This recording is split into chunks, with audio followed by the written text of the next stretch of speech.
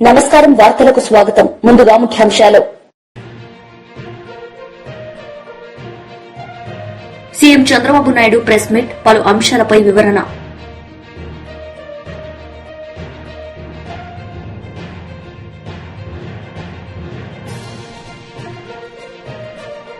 మాజీ మంత్రి Vidadala Rajini press meet, mass warning.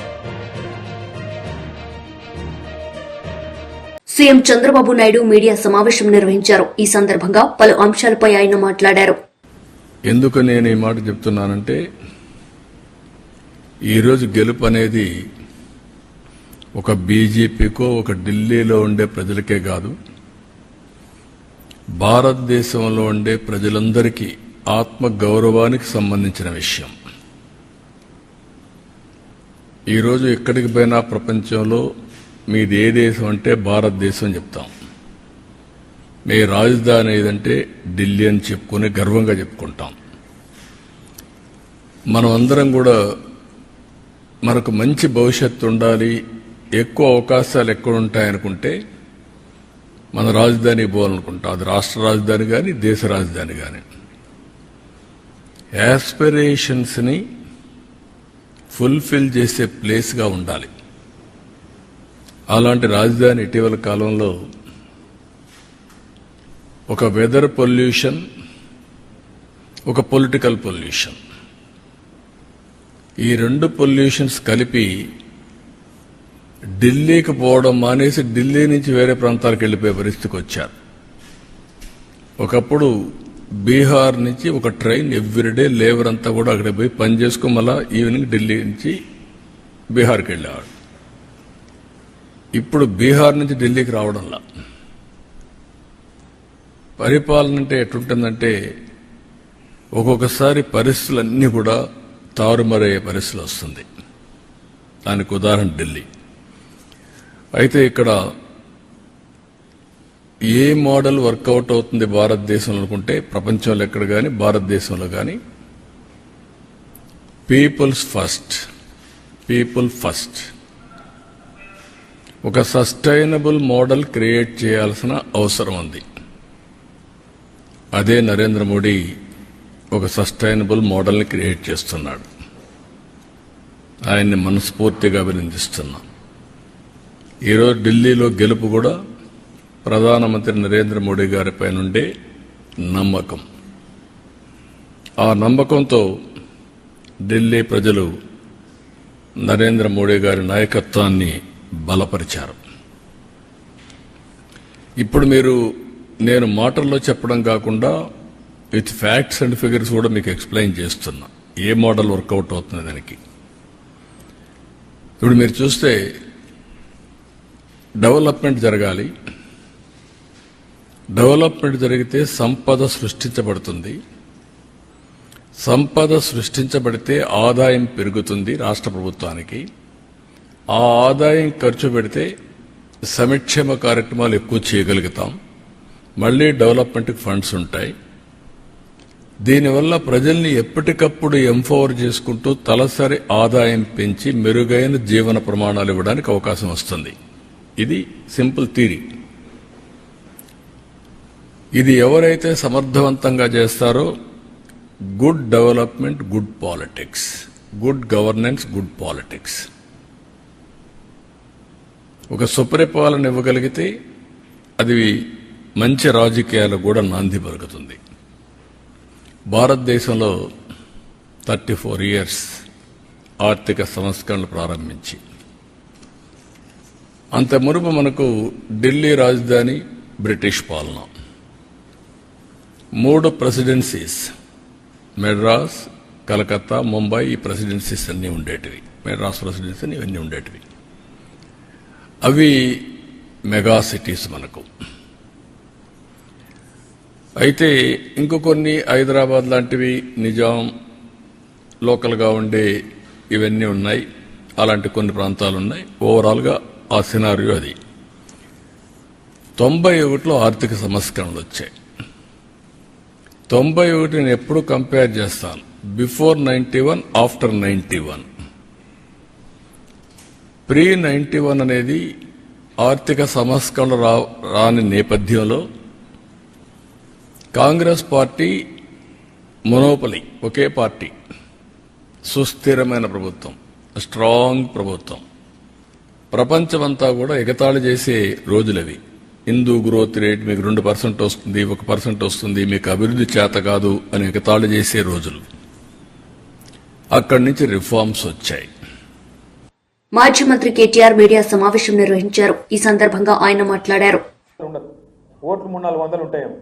Ambedkar బొమ్మ పెట్టిర్రు, మమ్మల్ని పిలిచిర్రు, పోయి మేము దండం పెట్టుకొని విగ్రహావిష్కరణ చేసి నేను, సవితక్క, ఇగో ఆనంద్ భాయ్ అందరం పోయినాం, మహేష్ రెడ్డి అన్న అందరం పోయినాం. ప్రామిస్ చెప్తున్నా, చిన్న తాండల 5-6 వేల మంది జమ అయింది. ఈడికెళ్ళాడికి ఊరేగింపు, హంగామా, అది ఎలక్షన్ ప్రచారంలో ఇక్కడ ఉండే. నాకైతే నేను పరిచయాన్ని ఏంది ఇదంతా అంటే, మరి గట్లున్నది, ఇవాళ ఏం చేయమంటావు, కాంగ్రెస్ మీద కోపం కత్తున్నది, మన మీద ప్రేమ కత్తుంది, అయ్యో పొరపాటు అయిపోయింది పోతే మా ఎమ్మెల్యే పోతారు అనుకున్నాం, కానీ కేసీఆర్ పోతారు అనుకోలేదు. అంతేనా బాబా, ఏమున్నారా దీనికి కూడా సపోర్ట్ కొట్టినట్టు నాకు అర్థమైంది.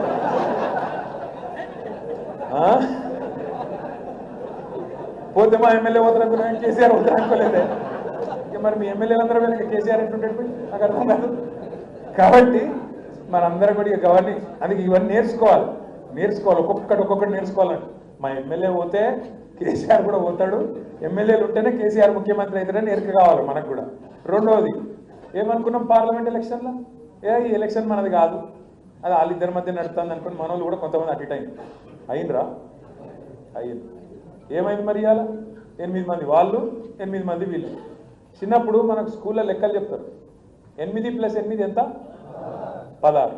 కానీ ఇలా తెలంగాణలో 8 మంది కాంగ్రెస్ ఎంపీలు ఉన్నారు, 8 మంది బీజేపీ ఎంపీలు ఉన్నారు. తెలంగాణకు తెచ్చింది ఎంత? అందుకే 8 + 8 ఎంత? గుండు 0. మొన్నటిదాకా ఎగిరిండిగా రేవంత్ రెడ్డి గుండు 0 అని. ఇప్పుడు ఢిల్లీలో కాంగ్రెస్కి వచ్చింది ఎంత? అందుకే ఎగిరద్దు. పెద్దలు ఏమంటారంటే, విజయం వచ్చినప్పుడు పొంగిపోవద్దు, అపజయం వచ్చినప్పుడు కుంగిపోవద్దు. అందుకే మనం ఓడిపోయినంత మాత్రాన బేజారు కావద్దు, గెలిచినామని చెప్పి నీళ్ళు కాదు. గెలిచినాక మమ్మల్ని మించినోడు ఓడలేడు, నేను 30 మార్కాన్ 32 మార్కాన్ నడవదు. రేపు కూడా ఇట్లే ఉండాలి, ఇవాళ కూడా ఇట్లే ఉండాలి. మీకు దండం పెట్టి చెప్తున్నా, దయచేసి కలిసికట్టుగా కదులుదాం. మనం కలిసికట్టు కదిలితే 6 మండలాలు వికారాబాద్ స్పీకర్ గారి కాన్స్టిట్యున్సీనే కొట్టి కాంగ్రెస్ ప్రభుత్వం మీద ఎంత వ్యతిరేకతతో మొత్తం ఢిల్లీకి చెప్పే అవకాశం మీకు. కొడంగల్లో కొట్టినాం అనుకో, 5-6 కాన్స్టిట్యున్సీ. ఎల్లుండి పోతున్నాం మేమందరం కొడంగల్లో. వస్తారా మీరు? ఆడికి వస్తారట. రైట్, చలో కొడంగల్ అందరం పోదాం. ఎందుకంటే వాళ్ళు వచ్చి మన వాళ్ళ దగ్గరికి పోదాం. పోయి అక్కడ లగచర్ల తాండా ఏమైంది, రోడ్డిబండ తాండా ఏమైంది, హకీంపేట ఏమైంది, అక్కడనే మాట్లాడదాం. రేవంత్ రెడ్డి ఇలాకాలనే, ముఖ్యమంత్రి కాన్స్టిట్యున్సీలనే అందులోకే పోదాం, అక్కడనే అడుగుదాం. మరి ప్రజలు ఎవరికి ఓటేయాలనో వాళ్ళనే చెప్పమందాం. మిమ్మల్ని కూడా నేను కోరేది అంటే, 6 మండలాలు ఉన్నాయి, ఒక మున్సిపాలిటీ. మీరు దయచేసి ఇంట గెలిచి రచ్చ గెలవాలి. మీ నాయకుడు, మీ ఇన్ఛార్జి జిల్లా పార్టీ ప్రెసిడెంట్, ఆయన తాండూరు తిరగాలి, పరిగి తిరగాలి, అక్కడ తిరగాలి, ఇక్కడ తిరగాలి. కానీ మీరు ఎక్కడోళ్ళు అక్కడ. మీరు కనుక మండలాల వారీగా సమన్వయంతో పనిచేస్తే రేపు ఎంపీటీసీలు, సర్పంచులు, జెడ్పీటీసీలు, రేపు మనోడే జిల్లా పరిషత్ చైర్మన్ అయిన అనుకో, మళ్ళీ వికారాబాద్ జిల్లా పరిషత్ మీద మన జెండా ఎగిరింది అనుకో, తప్పకుండా రేవంత్ రెడ్డి ప్రభుత్వానికి స్పీకర్ గారికి చెక్ పెట్టినట్టు అవుతుందా కాదా? ఒక గది మన లక్ష్యం కావాలి.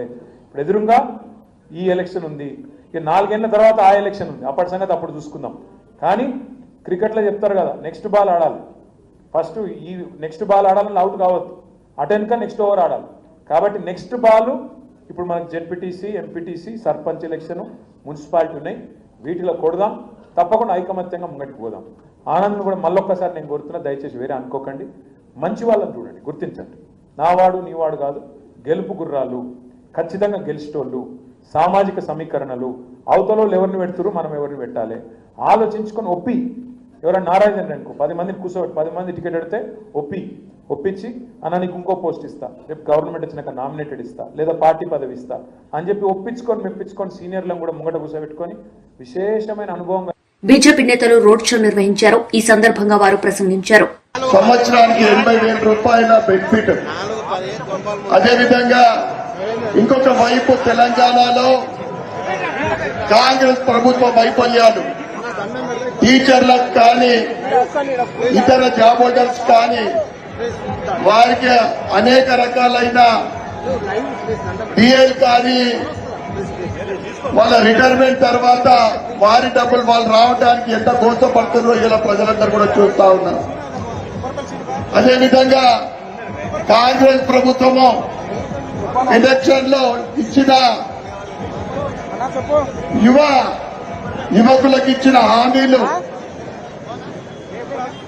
ఇవన్నీ కూడా మర్చిపోయి ఈరోజు కేవలము 6 గ్యారెంటీలకు దిక్కు లేదు, 5 డిక్లరేషన్లకు దిక్కు లేని కాంగ్రెస్ ప్రభుత్వం మీద ప్రజలందరూ కూడా కాంగ్రెస్ అంటే తిరుగుబాటు చేస్తా ఉన్నారు. తప్పకుండా గ్రాడ్యుయేట్ ఎంఏ అభ్యర్థి అంజిరెడ్డి గారికి మరియు టీచర్ ఎమ్మెల్యే మన కొమరన్న గారికి వారికి మీ అమూల్యమైన ఓటు గెలిపించవలసిందిగా మీ అందరికి కోరుకుంటూ నాకు ఈ అవకాశం పెద్దలందరూ కూడా ధన్యవాదాలు చెప్పుకుంటున్నాను. భారత్ మాతాకి. పెద్దలు మన మాజీ ముఖ్యమంత్రిని ఓడించినటువంటి కామారెడ్డి శాసనసభ్యులు తాటిపల్లి వెంకటరమణారెడ్డి గారిని మాట్లాడాల్సిందిగా కోరుతున్నాం. భారత్ మాతాకి, భారత్ మాతాకి. ఈరోజు ఈ కార్యక్రమానికి విచ్చేసిన పార్టీకి పునాదులైనటువంటి కార్యకర్తలందరికీ కూడా నా హృదయపూర్వక ధన్యవాదాలు తెలియజేస్తున్నాను. మీరు మీ కష్టం వల్లనే ఇవాళ 8 మంది ఎంపీలు 8 మంది ఎమ్మెల్యేలు గెలిచారు. అది కార్యకర్తల కష్టం. ఇన్ని సంవత్సరాల మీ శ్రమకు, రాబోయే ఈ 4 సంవత్సరాల శ్రమకు రానున్న కాలంలో భారతీయ జనతా పార్టీ రాష్ట్రంలో ప్రభుత్వాన్ని ఏర్పాటు చేస్తుంది. కాబట్టి ఇప్పటి నుండే మనం చురుకుగా పనిచేయాల్సిన అవసరం ఉంది. ఈ రోజు పట్టభద్రుల ఎమ్మెల్సీకి అభ్యర్థుడైనటువంటి అంజిరెడ్డి అన్న గారు కానీ, అలాగే టీచర్ ఎమ్మెల్సీకి అభ్యర్థి అయినటువంటి కొమరన్న గారు కానీ, వీరిద్దరికి కూడా మేధావులు, చదువుకున్న వాళ్ళు, ఉద్యోగస్తులు, అలాగే ఉపాధ్యాయులు అందరూ కూడా ఓటేసి మొదటి ప్రాధాన్యత ఓటేసి గెలిపించాలని కోరుకుంటున్నాం.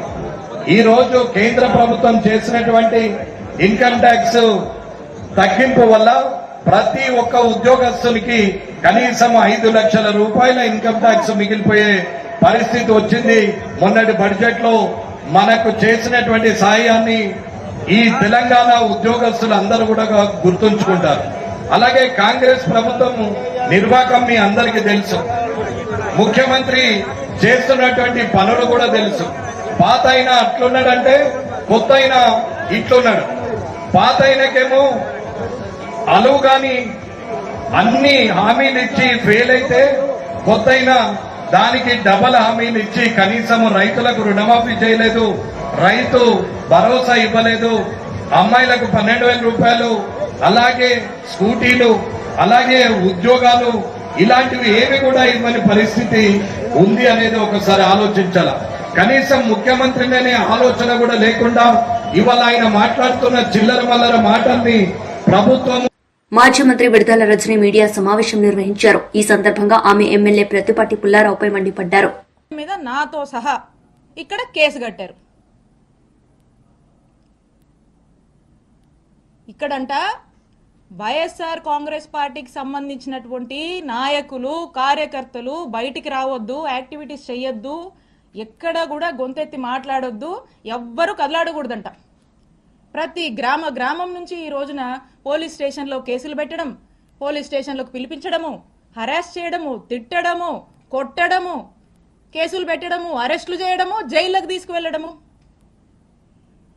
ఈ విధమైనటువంటి అరాచక పాలన చిలుకలూరుపేట నియోజకవర్గంలో నడుస్తోంది. ఇదట్లా ఉంటే ఇక్కడున్న చాలా మందికి తెలుసు. మా మామగారు 80 సంవత్సరాల వయసు కన్నా పెద్దోడండి. ఆ వయసులో ఉన్నటువంటి పెద్ద మనిషి మీద కూడా కేసు కట్టించాడు ఈ ఎమ్మెల్యే పుల్లారావు. నా మరిది ఫారిన్ సిటిజన్, ఫారిన్లో వ్యాపారాలు చేసుకుంటే నా మరిది మీద కేసు కట్టించాడు ఈ ఎమ్మెల్యే పుల్లారావు. నాకేనా కుటుంబం ఉంది? మీకు లేదా కుటుంబం?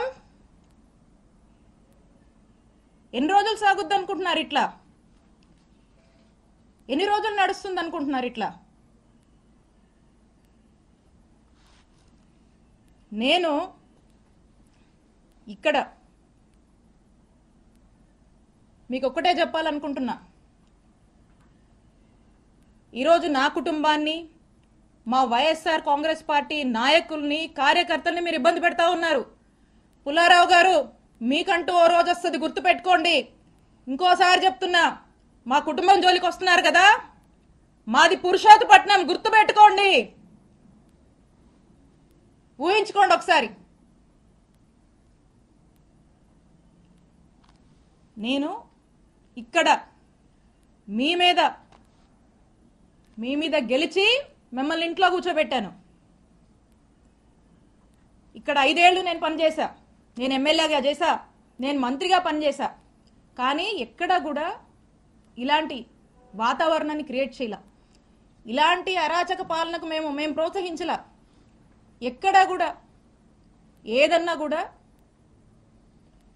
చట్టం తన పని తాను చేసుకుపోయింది తప్పితే మేము ప్రొవోక్ చేసి, మేము మా ఇంట్రెస్ట్లు ఏమి చెప్పి ప్రజల్ని ఇబ్బంది పెడుతూ ఈ రకమైనటువంటి అక్రమాలకు మేము పాల్పడలా. ఒక పీస్ఫుల్ ఎన్వైరన్మెంట్ ప్రతి ఒక్కరికి, అన్ని వర్గాల వాళ్ళకి మేము కల్పించి ప్రతి ఒక్కరు కూడా సంతోషంగా ఉండి, వాళ్ళకి ఇంకేదైనా కష్టాలుంటే వాళ్లకు మేము తోడుగా అండగా ఉండేటువంటి కార్యక్రమాన్ని చేశాం. ఇక్కడ నేను ఎమ్మెల్యేగా ఉండి, ఇక్కడ మంత్రిగా ఉండి, ఇక్కడున్నటువంటి ప్రజలకు కొన్ని వేల కోట్లతో గవర్నమెంట్ హాస్పిటల్ నిర్మాణం చేస్తే, ఈ రోజున మన చుట్టుపక్కల ఉన్నటువంటి నియర్ బై ఉన్నటువంటి జిల్లాల్లో వాళ్ళు కూడా, మనకి ఇటు ఉన్నటువంటి ఊర్లలో అందరూ కూడా చక్కగా వచ్చి ఈరోజు వేల సంఖ్యలో చక్కటి వైద్య సేవలు పొందుతున్నారు. ఎప్పుడో చిరకాలపు కలగా ఈ చిలుకూరుపేట ప్రాంత ప్రజల కలగా ఏదైతే బైపాస్ ఉందో, ఆ బైపాస్కి సంబంధించి ఏదైతే ల్యాండ్ ఎక్విజిషన్ లో భాగంగా రైతులకు డబ్బులు బీఆర్ఎస్ లీడర్ మీడియా సమావేశం నిర్వహించారు. ఈ సందర్భంగా వారు మాట్లాడారు.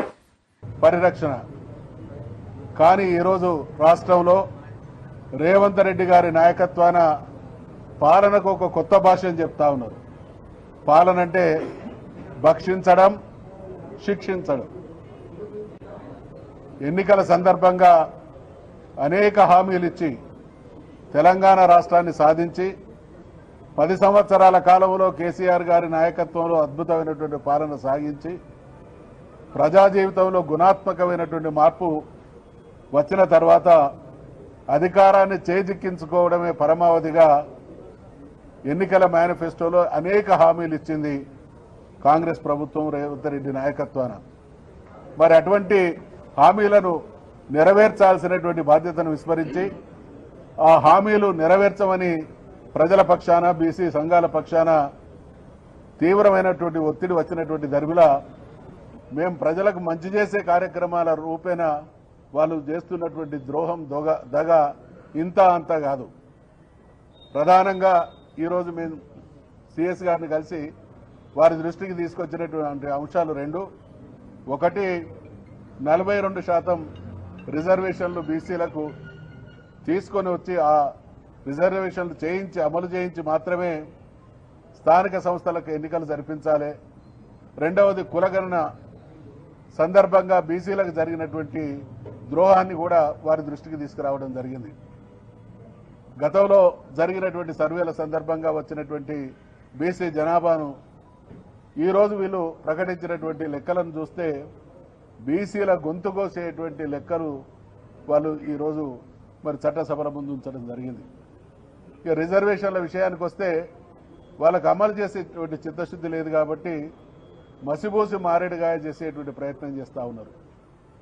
ఇవాళ బీసీ సమాజం కోరుతున్నది మేమెంతో మాకంతా అనేటువంటి వాటా బీసీ సమాజం డిమాండ్ చేస్తూ ఉంటే కాంగ్రెస్ మాజీ మంత్రి అంబటి రాంబాబు మీడియా సమావేశం నిర్వహించారు. ఈ సందర్భంగా పలు అంశాలపై ఆయన మాట్లాడారు. 40 సంవత్సరాల అనుభవం కలిగినటువంటి నారా చంద్రబాబు నాయుడు గారు, 4వసారి ముఖ్యమంత్రి అయినటువంటి చంద్రబాబు నాయుడు గారు స్టడీ లేకోకుండా, ఆలోచన లేకోకుండా, అధికారమే పరమావధి అని భావించి అనేకమైనటువంటి అసత్యాలను, అభూత కల్పనలను, వాగ్దానాలను, అమలు కాని అసాధ్యమైనటువంటి వాగ్దానాలను చంద్రబాబు నాయుడు గారు పుంఖాలుగా చెప్పేశాడు, అధికారంలోకి వచ్చేశాడు. జగన్మోహన్ రెడ్డి గారు నేను మనవి చేస్తున్న ఎన్నికలకు ముందు కూడా ఏ రోజున కూడా తాను చేయలేనటువంటి అంశాలను చేసేటటువంటి ప్రయత్నం చేసేటటువంటి కార్యక్రమమే చేయలేదు. మీరు గుర్తుపెట్టుకోండి. ఆయన ఏది చెప్పినా అది చేయగలుగుతామా లేదా అనే దాని మీద స్టడీ చేసి, సత్య శోధన చేసి, ఇది చేయగలుగుతామని నిర్ణయించుకున్న తర్వాత మాత్రమే దాన్ని చెప్పి అమలు చేసినటువంటి వ్యక్తి జగన్మోహన్ రెడ్డి గారిని మనవి చేస్తున్నాం. అందుకనే మేనిఫెస్టోలో ఇచ్చినటువంటి 99% వాగ్దానాలను నెరవేర్చుకొని మేము ఎన్నికల్లోకి వెళ్ళాం. అఫ్కోర్స్ ఓటమి పాలయ్యాం, అది వేరే అంశం. కానీ చంద్రబాబు నాయుడు ఇచ్చిన వాగ్దానాలండి అమలు చేస్తున్నారా? ఎందుకు వాయిదాలు వేస్తున్నారు? ఎందుకు ఎగవేస్తున్నారు? ఎన్నికలకు ముందు ఏం చెప్పారు? మేనిఫెస్టో అన్నారు, షూరిటీ అన్నారు, గ్యారంటీ అన్నారు, సూపర్ 6 అన్నారు. ఇచ్చినటువంటి వాగ్దానం నెరవేర్చకపోతే ఏంటి అని అడిగితే చొక్కా పట్టుకోండి, కాలర్ పట్టుకోండి అని అన్నారే. చూస్తున్నారు కదా మీకు సోషల్ మీడియాలో. మేము అన్ని స్టడీ చేసాం, కాలర్ పట్టుకోండి మాది అవసరమైతే అన్నారు. ఏం పట్టుకోవాలి వాళ్ళు చెప్పమని అడుగుతున్నా. అది చెప్పిన పెద్ద మనిషిని. వాళ్ళు ఏం పట్టుకోవాలి? 8 మాసాలు అయింది, ఇచ్చిన వాగ్దానాలు నెరవేర్చలేదు, ఆరకొరగా కుంటిగా ఏదో చేస్తున్నామని ప్రచారం చేస్తున్నారు. ఇప్పుడు ఎవరు చొక్కా పట్టుకోవాలి? ఎవరి కాలర్ పట్టుకోవాలి? ఎవరి మెడ పట్టుకోవాలి? చెప్పమని నేను అడుగుతా ఉన్నా. జగన్మోహన్ రెడ్డి గారు వివరంగా, సుదీర్ఘంగా మీరు చేసేటటువంటి తప్పుడు ప్రచారాలని, మీరు బుకాయించే బుకాయింపులని వివరంగా జగన్మోహన్ రెడ్డి గారు నిన్న సుదీర్ఘంగా చెబితే ఒక్కడ సమాధానం చెప్పడు. ఊరిని చలరమరలుగా మాట్లాడే ప్రయత్నం, ఆయన మంత్రులు, నాయకులు కారు కోతలు గుయ్యటం, పిచ్చి పిచ్చిగా మాట్లాడటం, ఈ ప్రయత్నాలు చేస్తున్నారు తప్ప వాస్తవాలు చెప్పేటటువంటి ప్రయత్నం చేయటం వల్ల, జగన్మోహన్ రెడ్డి గారు అడిగినటువంటి ప్రశ్నలకు సమాధానం చెప్పడం వల్ల నేను మనవి చేస్తున్నా. జగన్మోహన్ రెడ్డి గారి ప్రభుత్వం ఓడిపోయిన తర్వాత సుమారుగా జగన్మోహన్ రెడ్డి గారు 10 నుంచి 11 సార్లు మీడియా ముందుకొచ్చి మీడియా ముఖంగా ప్రజలకి తెలియచేసేటటువంటి విషయాలను తెలియచేశారు. ప్రస్తుత ప్రభుత్వాన్ని సూటిగా కొన్ని వార్తలు ముగించే ముందు ముఖ్యాంశాలు మరోసారి. CM Chandrababu Naidu press meet, పలు అంశాలపై వివరణ.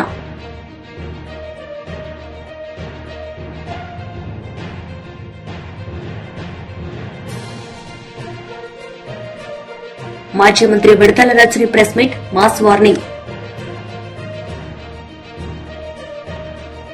ఈ వార్తలు ఇంతటితో సమాప్తం. తిరిగి ప్రసారమయ్యే వార్తల్లో మళ్లీ కలుద్దాం. అంతవరకు సెలవు. నమస్తే.